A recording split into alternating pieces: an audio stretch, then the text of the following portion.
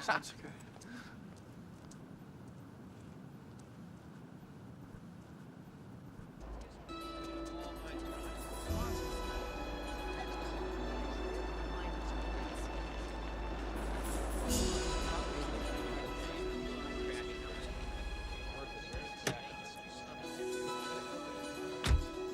Mr. Trask is our fearless leader.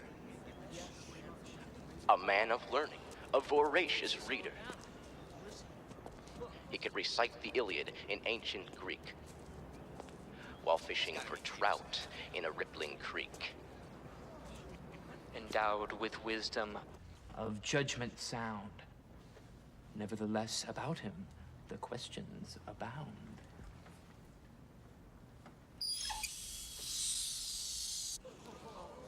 How does Mr. Trask make such wonderful deals?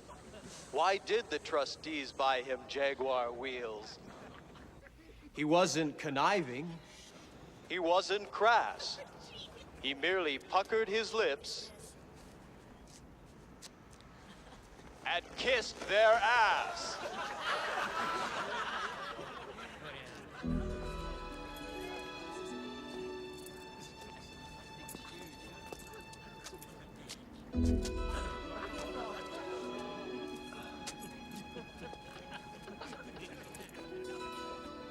Come on.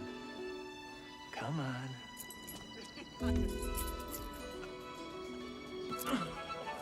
One more. One more. Come on.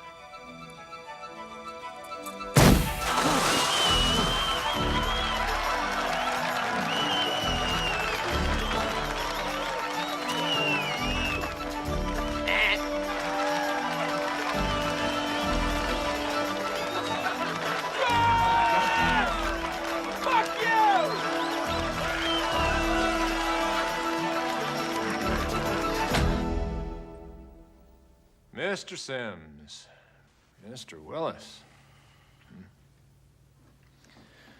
Mrs. Hunsicker says that both you gentlemen were at a vantage point last night to observe who was responsible for this stunt.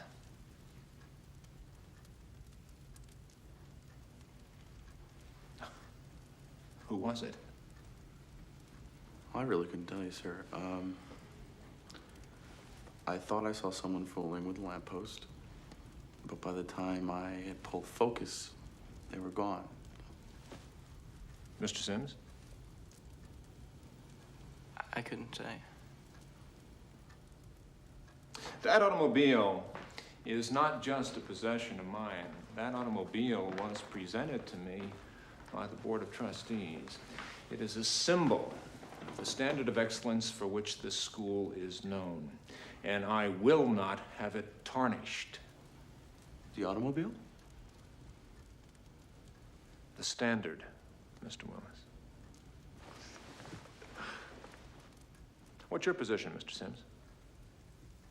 On what, sir? On preserving the reputation of Baird. I'm for Barrett. Then who did it? I really couldn't say for sure.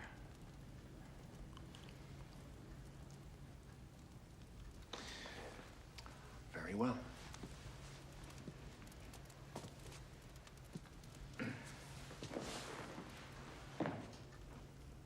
First thing Monday morning, I'm convening a special session of the Student Faculty Disciplinary Committee.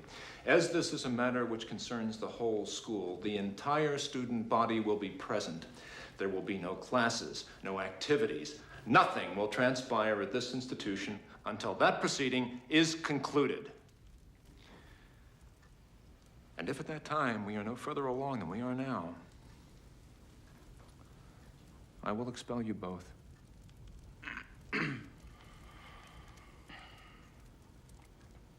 Mr. Willis, would you excuse us?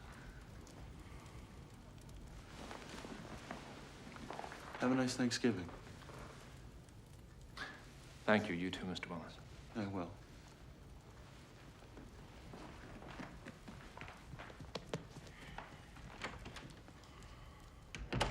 Mr. Sims,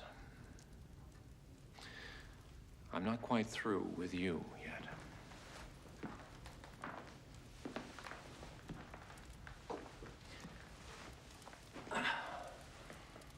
One of the few perks of this office is that I am empowered to handle certain matters on my own as I see fit.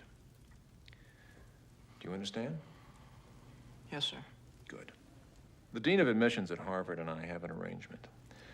Along with the usual sheaf of applicants submitted by Baird, of which virtually, well, 2/3 are guaranteed admittance, I add one name.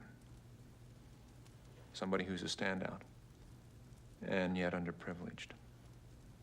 A student who cannot afford to pay the board and tuition in Cambridge.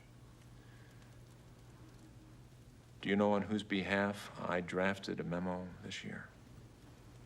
Oh, sir. You.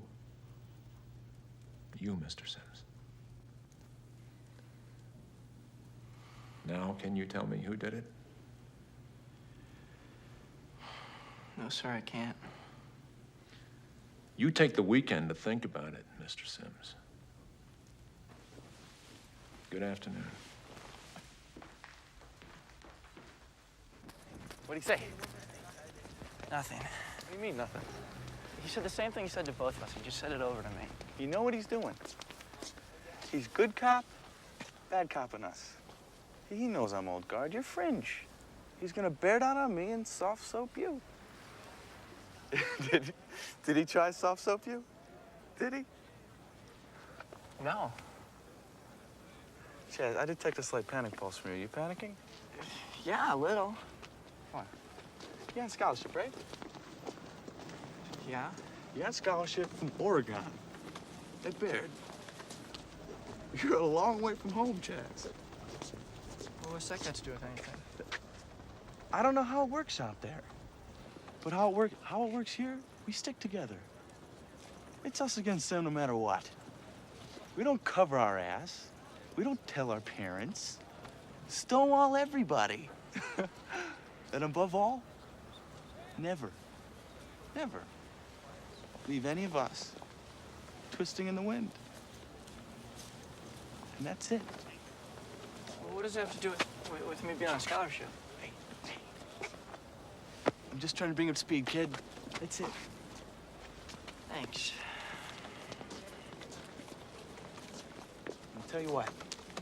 Give me a few hours to figure out the moves, and call me tonight in Vermont.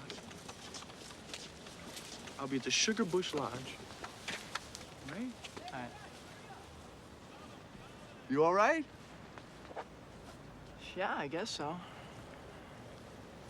Okay.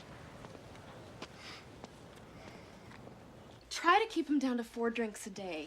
If you can keep them down to 40, you're doing good. We try to water them down a little. Do you know how to do that? It's a long ride, honey.